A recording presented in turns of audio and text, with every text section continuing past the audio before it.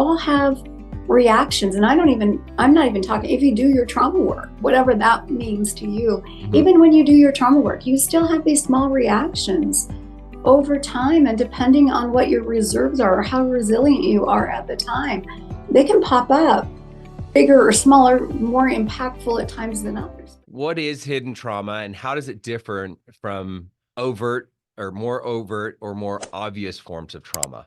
Yeah, I think when we talk about trauma in general, people really resonate with the idea of shock trauma, meaning an event that happened. I had these responses. I've either recovered or I haven't, but it comes from this event.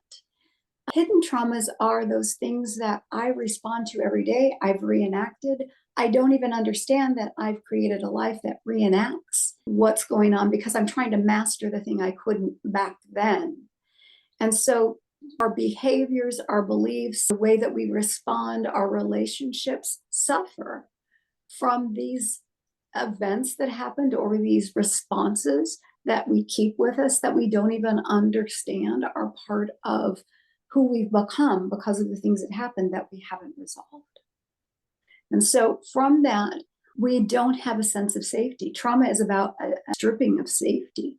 And so when we don't have that safety, we respond in ways that we don't even understand in trying to get safe, keep ourselves safe, reestablish safety, and it can wreak havoc on our lives.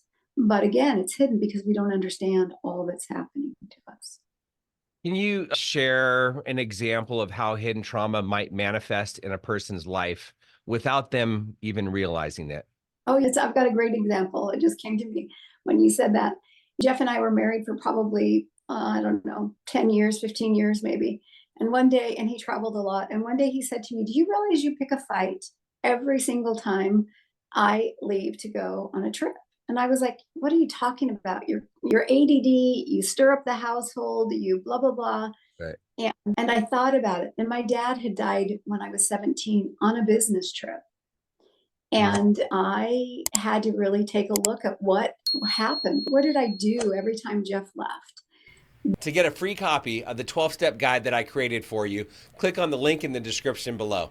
What was my response to him leaving? And I could feel that energy, whether it was anxiety, whether it was grief that I hadn't ever really resolved. Whatever it was discomfort. And whatever it was, it had come up in a way to push him away because I didn't know how to deal with the pain of it all.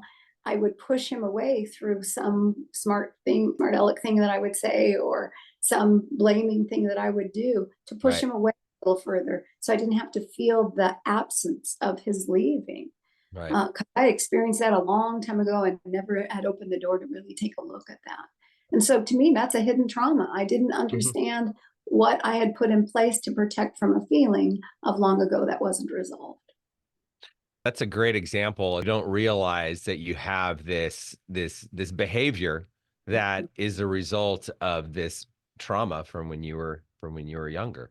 Right. And we all have it. We all have it in ways small or debilitating and somewhere in between. We all have reactions. And I'm not even talking, if you do your trauma work, whatever that means to you, even when you do your trauma work, you still have these small reactions over time, and depending on what your reserves are or how resilient you are at the time, they can pop up bigger or smaller, more impactful at times than others. But it's not like we erase all that stuff. I don't care how much safety you have, there's still those seeds in there that your body knows that there are things that happen to you, and I can use my resources, or I can calm myself, or I can use a friend or whatever. I can process this, but it doesn't mean that those triggers completely go away and disappear. They just don't. Right. It's just a part of who we are. We just learn to create safety. We learn to use our resources, and we move through life doing that. If you got value from this video, if you heard what you needed to hear, be sure to like it. Comment if you've got a question or you have something to say. Subscribe to the channel. Camelback Recovery provides treatment services for people struggling with mental health, mental illness, addiction, alcoholism, whatever it may be. So if you or a loved one is struggling, and you need some guidance and you need some direction, reach out to us. Our contact information is down below, or you can go to our website, camelbackrecovery.com, whether it be detox, inpatient treatment, sober living, recovery coaching, sober companion services, whatever it may be. Like I said, we can either help you or make sure that you get sent in the right direction. We help people all over the country, all over the world for that matter. I'll see you on the next video.